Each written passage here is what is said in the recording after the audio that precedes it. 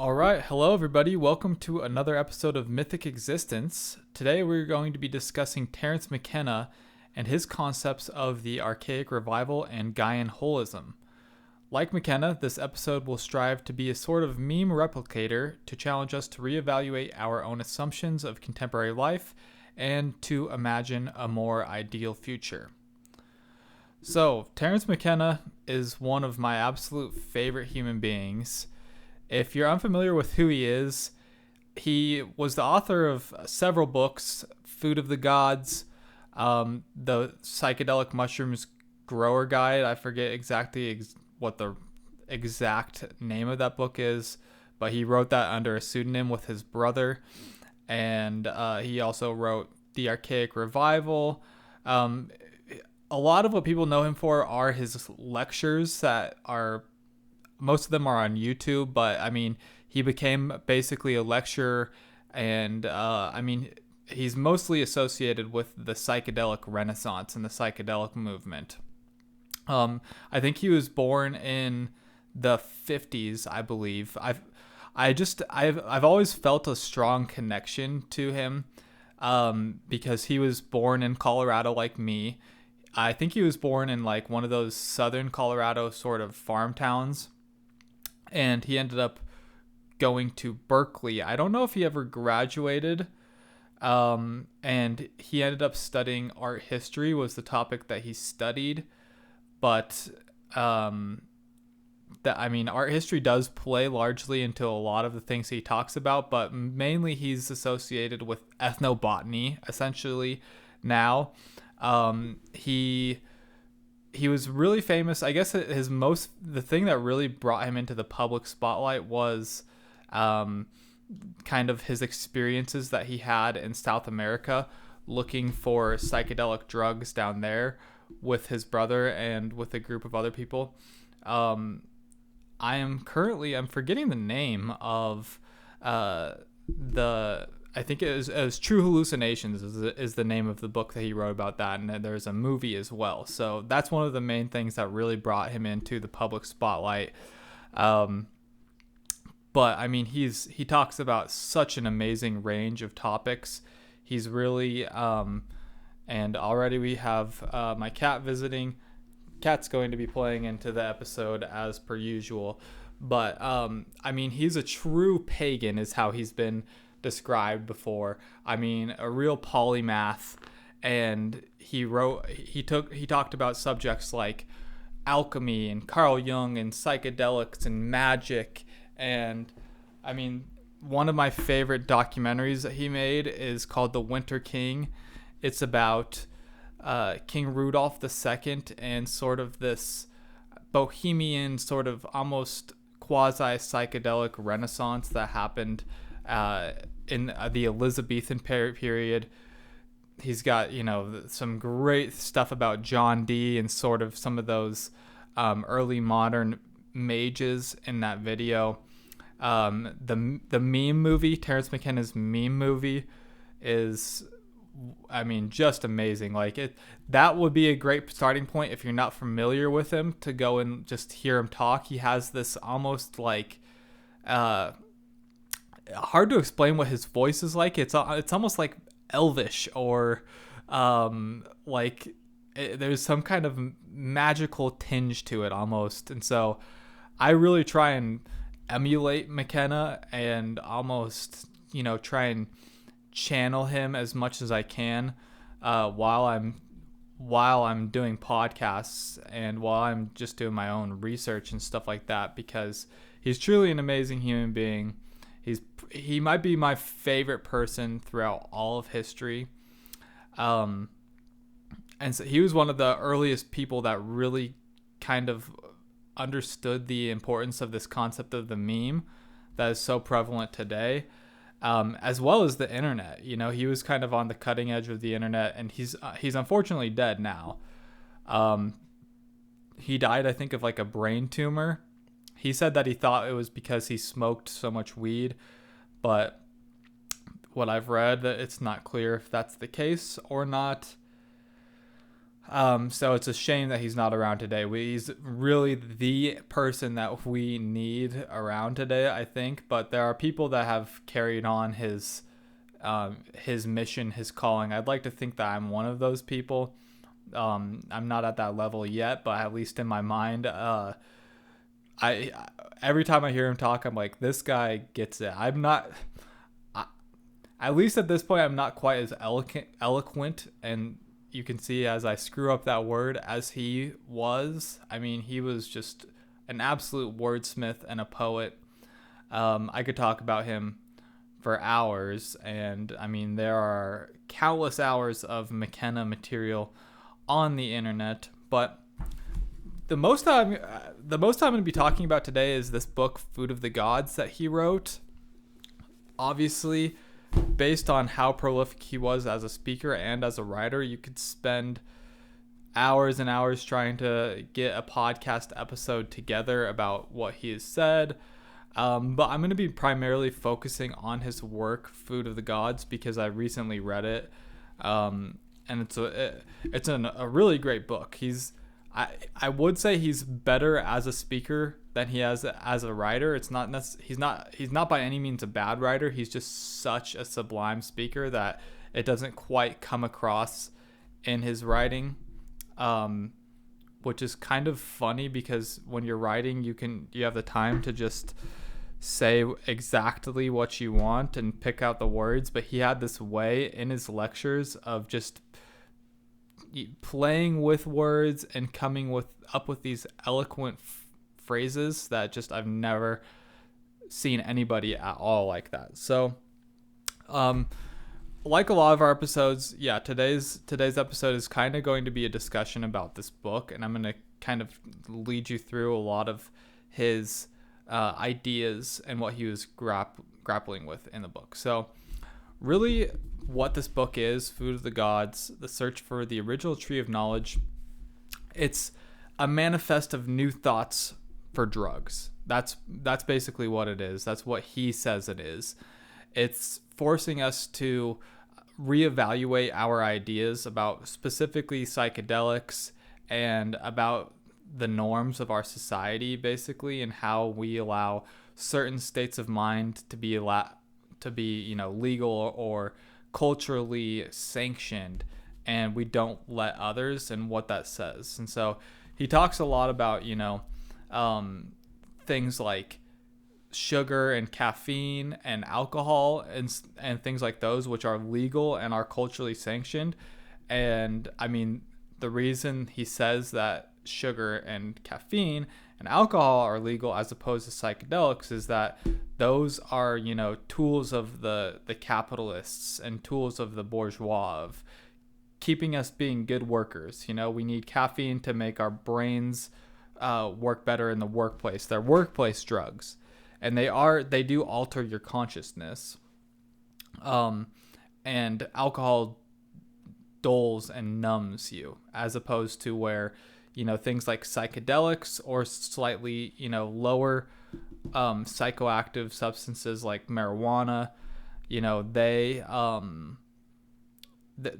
they dissolve boundaries, and they force you to question what the dominator culture, the patriarchal, aggressive, ego-based, basically religion of our current world would want. So that's the main reason that psychedelics are illegal, is that they threaten the very nature of the dominator culture, and the dominator culture are the ones that are making the laws. And so it's not beneficial for them to be legalized, although it's to McKenna, it's one of the most, or probably the most beneficial thing that we could have. So, McKenna, he talks about, really what these plants do is, they force us to confront the consequences of denying the spiritual dimension of nature and thinking instead of it as a resource to be fought over. So that's this huge problem with our modern world, is that we have absolutely fractured our nature, or our connection to nature, and we treat it as like a resource, like a thing that we drill into and get the oil out of. And we live under this illusion that we're somehow separate from nature and that we're outside of the circle of influence, so to speak, and that, you know, our actions aren't going to have consequences, and that's what's led to the impending ecological crisis that we have. And so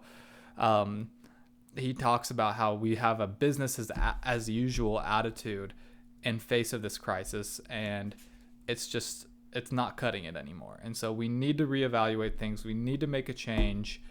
And his change that he says that we need to make is a revival of these archaic values of being in touch with nature, using the plants as a guide, worshiping the goddess, having cooperation.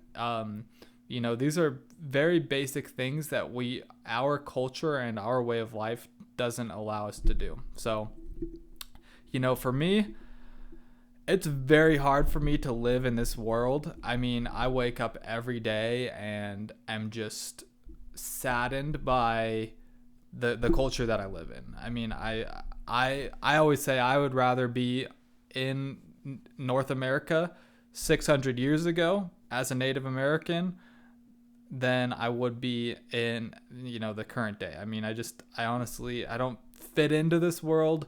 I don't like the values of it. And so, you know, an archaic revival is, I think, the most important thing that we could have. I actually, you know, my personal, my Instagram page and my blog and, you know, the clothing company that I run, it's all called Archaic Futurism.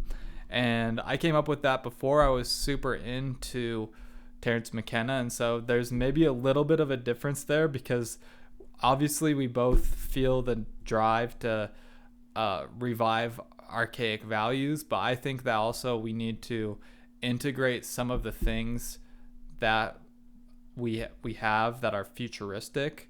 And I think that Terence McKenna would agree with that, like, considering how big of a proponent he was of the internet. I think the internet's great. I think social media is probably the worst thing that's going on right now. And unfortunately, I'm one of those people that is, you know, addicted to it and just feels like I have to use it. Which is one of the problems today, is that you feel like you have to do 1,000 things just to be meeting the bare minimum. And you still aren't meeting the bare minimum. It's just one of the paradoxes of our modern world. But, you know, things like that, things like transportation, you know, I think that is a lot of value in science, although I think that science, sort of our cult of science that permeates our culture, denigrates the value of folk knowledge and things like, you know, psychedelic plant usage and stuff like that. But so we need to integrate the old way and the new way, and we're all in the new way. And I mean, it might destroy the entire world. So, McKenna, he gives the first chapter of the book to talk about shamanism, to kind of set the stage for the rest of what he's going to be talking about. And he kind of references a lot of the ideas of Mircea Eliade in this chapter. Mircea Eliade is, he was a historian basically at the University of Chicago, but he did a lot of work in topics that, you know, obviously this page is mainly supposed to be folklore and mythology, but we branch out for sure. But Mircea Eliade, I think that you could consider him a mythologist for sure. He was kind of like a little bit more of like an academic version of Joseph Campbell, sort of in a way. But Mircea Eliade has a book called The Sacred and the Profane. He's really a scholar of religion, I guess you could say. But he wrote a lot about shamanism, and Eliade talks about how the shaman is somebody who transforms the profane state into a sacred state of being, and that the shaman is a sick man who has healed himself. And so that's basically the call that McKenna is making for the use of psychedelic shamanism, is transforming the profane into the sacred. And our world is, on the surface, extremely profane, but I think beyond it, there's always this sacred nature that is permeating everything, but that has been kind of systematically cut off. And ironically, religion is one of the ways where the sacred state has really been cut off, because personally, I mean, I don't know if McKenna would call himself a pagan. I don't call myself a pagan necessarily either, but basically I am a pagan, right? And so that pagan sacred state has been cut off as well.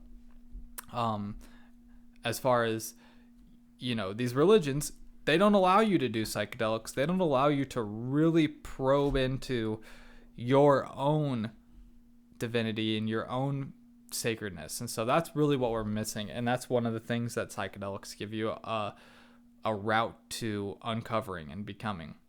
And he talks about how these plant hallucinogens, they're the beginning point for a lot of our oldest religions. I mean, you can go through and look at the Rig Veda, the earliest text of Hinduism. It's all about this psychedelic substance, soma. The use of DMT and the mysteries of Eleusis, the ayahuasca of the indigenous people of South America, the ergotized beer of Eleusis that we've talked about. I mean, all of these things are things that we had in the past, but are systematically outlawed today. Against the law, you'll go to jail if you're caught with them. It's a huge crime. I mean, how stupid is it? Just think about it. Think about it for 5 seconds. How stupid is it that a substance that can unveil your divinity to you and take you to this magical realm where all of the elves and the sprites and the creatures of folklore and these religious beings live there. They physically live there. You can see angels. You can go to heaven. You can go to hell, but you can go to heaven. It's outlawed. What does that say about our culture? What does that say about the assumptions of our dominator culture? So, and unfortunately, it's a lot of people that are in the dominator culture that are taking this side. They claim to be Christians, or they claim to be this or that, but they also say, oh no, psychedelics are of the devil or whatever, when it's like, just try it for yourself, figure out for yourself. And so the second chapter is, he kind of starts to touch on the fact that, society encourages certain types of behaviors that correspond to internal feelings, and thereby they encourage the use of substances that produce those acceptable behaviors. That's what I was talking about earlier, as far as, why is caffeine allowed and why is alcohol allowed, as opposed to these other substances that will actually challenge the very nature of our culture, the very nature of our existence. And so one of the things that he's trying to figure out is, like, where did psychedelic drug usage, and I mean drug isn't the right word, but where did psychedelic usage start in the first place? And he basically hypothesizes that ancient people would go around and they would basically just, try food. Like, here's this plant, what happens when you eat it, And so eventually, one of these ancient hominids would have came across some, psychedelic mushrooms and uses them. So he suggests that some sort of mushroom caused us to come into higher faculties of awareness and of mind.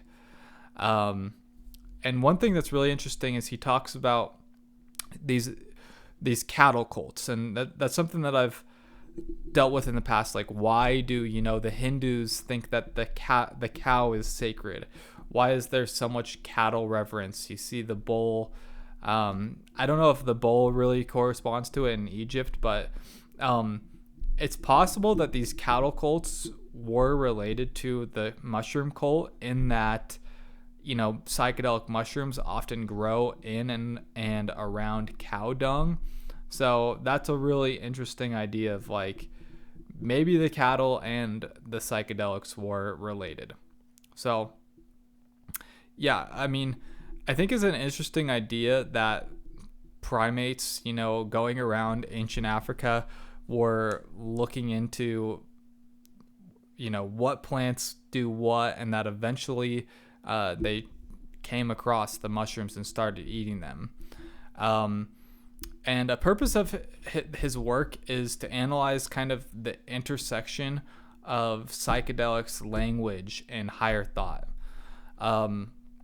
McKenna was really into the power of language, and he kind of says, once you figure out that the world is made of language, you can turn it into whatever you want. And our language and our thought is really what separates us from a lot of the other creatures on this planet, at least. And it's possible that, psychedelics could have catalyzed that aspect of our consciousness. And really the use of language and symbols allows us to act in what McKenna calls a supernatural dimension that is beyond the other forms of life that are on our planet. So yeah, that's kind of his postulate. Is it's been now known as the Stoned Ape Theory, that hallucinogens may have been the propeller that took us higher than other primates. Like, why did Homo sapiens become the one hominid that was going around in ancient Africa to really take that next step,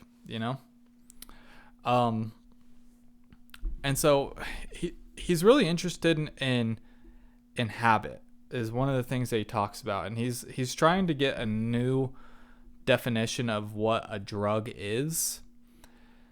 And he basically says that a drug is something that makes you act in an addictive way. And so he's actually saying, our position is actually one of non-drug usage and non-addiction. And he says that psychedelics, they inspire ecstasy instead of addiction, really. And he defines ecstasy as something that's an experience that is cosmic in scale, that transcends duality. It is terrifying, hilarious, awe-inspiring, familiar, and bizarre all at the same time.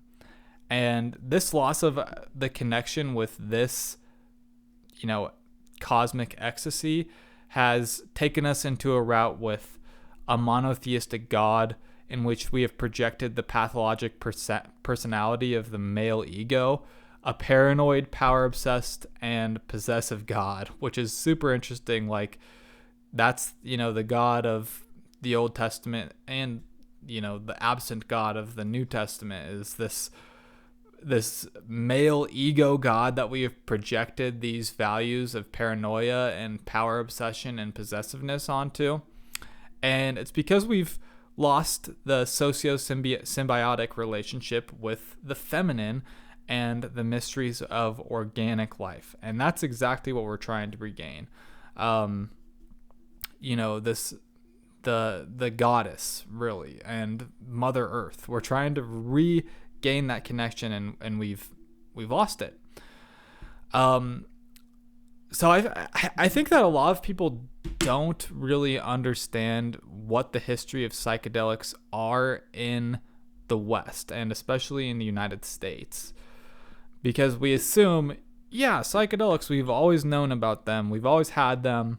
But that's absolutely not the case. We actually, Americans, found out about mushrooms in the 1950s. And it was because of a man named Gordon Wasson, who was an investment banker in New York.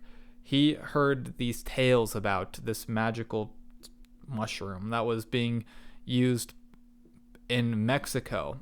And so he went down and he found this woman named Maria Sabina, and he did the mushrooms with her. And he found out what was going on with them, you know? And so between the 50s and the 60s and the 70s, that's why the 60s were this real breaking point of this new thought and this new culture that was coming up. And I mean, it was really funny because like the people in charge were like, yeah, we know psychedelics are evil because it's not making people want to have this suburban life that we've created for them. It's like, well, yeah, if you think for 5 seconds about anything, then you don't want that suburban life. At least for me, you know, being like this typical middle class suburban person is, I mean, that's hell for me. That's the absolute last thing that I would want in my life. And so, yeah, they started realizing that, you know, these hippies were growing their hair out and doing things associated with, you know, feminine qualities, because the goddess was being reinvigorated into their life. And that's what they used as the evidence for these substances being bad. And they made them illegal because it was apparent this is a threat to dominator culture. And I mean, the rock and psychedelics were a shamanic connection in themselves, is how McKenna describes them. Trance, dance, and intoxication is in an archaic formula.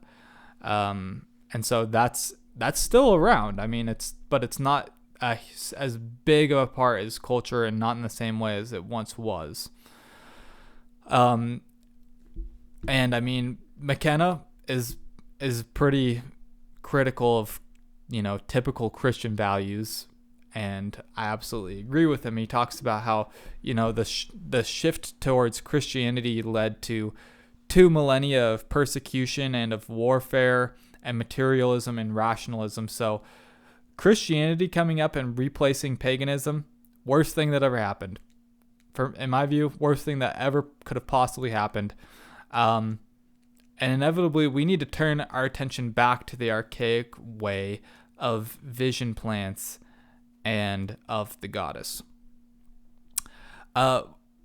McKenna has a really interesting chapter, chapter 6, the high plains of Eden, where this man would have made a good archaeologist. Like, this chapter is all about archaeology. Obviously, I have a minor in archaeology, so I've done a lot of reading, and he absolutely matches the style and the tone that, you know, academic professional archaeologists have.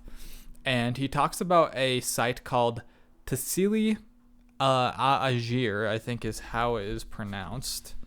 But anyway, at the site, you know, they found actually cave paintings of a man with mushrooms sprouting out of him. And so he kind of paints this archaeological site that dates back about 2,000 years ago, or maybe it was 2000 BC, so 4,000 years ago. I can't remember which one it was, but he kind of imagines it as an Edenic landscape, and he gives a really interesting kind of interpretation of the Eden story in this chapter. He says that it's a story of a goddess-oriented partnership society thrown into disequilibrium by a storm god, Jehovah, that is representing drought and climate change. So I found that really interesting. Like, it's kind of a story about, the storm god coming and throwing the goddess culture out because of this drought that comes about. And this chapter is where he comes across his thesis and his idea of Gaian holism, which I'm going to get to in a second. But his thesis, he says, in view of the present cultural impasse, I conclude that the next evolutionary step must involve not only a repudiation of dominator culture, but an archaic revival and a rebirth of awareness of the goddess. So, I mean, hopefully that's come through so far, but that's that's his main idea that he's dealing with, is that we need to overthrow the dominator culture by having an archaic revival and rebirthing an awareness of the goddess. And he says that we can do this through what he calls Gaian holism. And he says that that's a deconstruction of dominator values, and a sense of the unity and balance of nature and our position within that dynamic, evolving balance. So that's what Gaian holism is kind of what it sounds like. Understanding our place as an equal in nature. And, dominator values are very much against that. I mean, like the corporations that are just wreaking havoc on the environment and are just these tools of the capitalistic structure are the things that are throwing our entire life out of balance. So that's his main points. He talks a lot about the history of psychedelic use, and I mentioned earlier the substance soma. Soma was something that I got really, really into as an undergraduate, as far as the history and like the ideas of it, and it got me reading a lot of the Hindu sacred texts, particularly the Rig Veda. Like I said, the Rig Veda is the oldest of the Hindu texts. There's 3 main sacred texts for Hinduism: the Vedas, the Bhagavad Gita, and the Upanishads. And the Rig Veda has 120 hymns purely for soma, which is this sort of psychedelic substance, and we aren't sure what it is. It's this big problem. Like Gordon Wasson, he says that it was this fly agaric, which is a particular type of psychedelic mushroom, but McKenna says that that's basically not possible, and he kind of repudiates it. And so what soma is kind of, we still need kind of like what was done in the immortality key of looking into what was going on in Eleusis. We still need to figure out what was going on with those ancient original Hindus, but I don't know if that is ever going to be solved. One really interesting thing that he talks about is this myth of Glaucus. And so this is a Greek myth, and I'm going to give you an overview of it. I'm going to give you his kind of short version.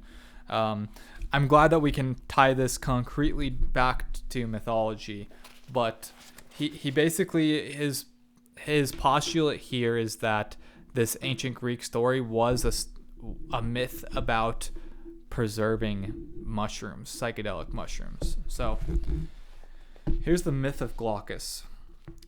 While Glaucus, the son of Minos and Pasiphae, was still a small child, he died from falling into a jar, a pithos, filled with honey, while he was pursuing a rat or a fly. The manuscripts are uncertain. Upon his disappearance, his father Minos made many attempts to find him, and finally went to diviners for advice on how he should go about his search. The Koretes answered that Minos had among his herds a cow of 3 different colors, and that the man who could offer the best simile for this phenomenon would also be the one to know how to restore the boy to life. The diviners gathered together for this task, and finally Polyidus, son of Koiranos, compared the cow's colors to the fruit of the bramble. Compelled thereupon to search for the boy, he eventually found him by means of his powers of divination, but Minos next insisted that Polyidus must restore the boy to life. He was therefore shut up in a tomb with the dead body. While in this great perplexity, he saw a snake approach the corpse. Fearing for his own life, should any harm befall the boy's body, Polyidus threw a stone at the serpent and killed it. Then a second snake crept forth, and when it saw its mate lying dead, it disappeared, only to return with an herb which it placed on the dead snake, immediately restoring it to life. After Polyidus had seen this with great surprise, he took the same herb and applied it to the body of Glaucus, thereby raising him from the dead. Now, although Minos had his son restored to life again, he would not allow Polyidus to depart home to Argos until he had taught Glaucus the art of divination. Under this compulsion, Polyidus instructed the youth in the art. But when Polyidus was about to sail away, he bade Glaucus spit into his mouth. This Glaucus did, and thereby unwittingly lost the power of divination. This must suffice for my account of the descendants of Europa.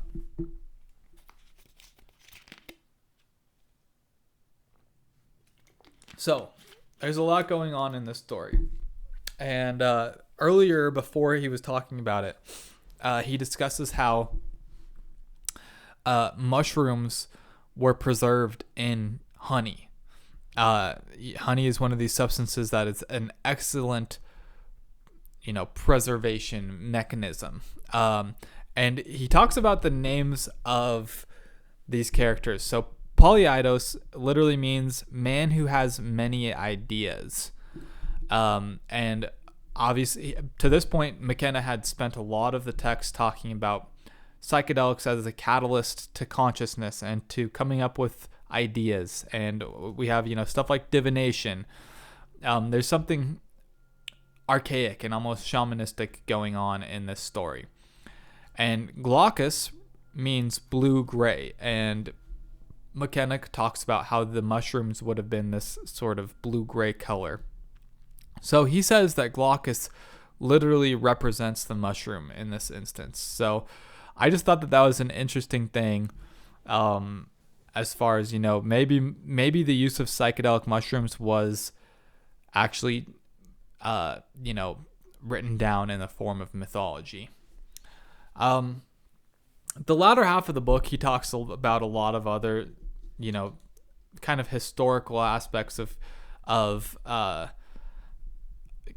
psychedelics and other psychoactive substances. He has a chapter about cannabis, and he talks about how, there's a lot of weaving analogies that goes along with our language, and how originally cannabis was and still was not just used as a psychoactive substance, but as something that you can weave with.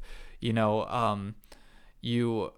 weave a story and you spin a web of yarn, like stuff like that. And so it's just interesting that we have these weaving analogies. Cannabis was also connected to Sidhus from Hinduism, and which are basically supernatural powers that you can have. And it's just, obviously this point has been to now done to death, but it's interesting that cannabis is the substance that we've been decided to make illegal, despite the fact that it's clearly the most benign. Like, how is alcohol legal and how is cannabis not? And originally cannabis was actually ate. Like, he gives a fascinating overview of the first, tales of that have been written down, and recently, like 1500s, I think, maybe even after that, maybe it was like 1800s, I can't remember, but it was a guy who had eaten cannabis, and he had like a super psychedelic trip off of it. But the use of smoking is a really, really recent habit that we've picked up. And so cannabis wasn't originally used in that way. And he says that it should be used ritually. Now we have kind of taken cannabis into like, you use these things to party, and you do them habitually, and that's not the way that cannabis is supposed to be used. So and then he has a great just history of psychedelics. He talks about how psychedelics and the mystery religions were both banned in sort of similar ways. And it's basically because this archaic connection of feminism and the magical dimension were feared. That was clear through things like the witch trials he hits on. And ultimately it's because these compounds act to dissolve cultural conditioning, like we've talked about, and that's why they're illegal. And their legality would bring about the end of dominator culture. So we have this impasse. We have this impossible place to pass through. How do you get something made legal that is going to overthrow the people who decide what is legal and what is not? I mean, obviously we've gotten, marijuana legalized on a state level, but still there's still a cultural taboo that surrounds it that doesn't surround alcohol and stuff like that. Like, dude, alcohol is the worst thing that has ever existed. Like, it's awful. But it's just totally culturally accepted. It's so dumb. So ultimately, McKenna says the answer has been found. We're not looking for the answer anymore. We've found the thing that will re-sacralize our lives. He says that this is something that's in our birthright, is to actually explore our nature and to explore our existence, basically. And ultimately, this is an issue of human rights, of the most basic rights, of being able to probe into who we are, where we came from, and what is out there. So that's it for today's episode. Perhaps you have listened and you might agree with McKenna's premise that we need to reinvigorate our lives with the archaic values of cooperation, reverence for the goddess and nature, and freedom to explore oneself with our plant helpers. Of course, the main issue is that their legalization inherently threatens the dominator culture. If this episode could be a call to anything, it would be a call to question at every turn, on an individual level, the logic of our patriarchal, aggressive, ego-driven culture. Thanks for listening. See you next time.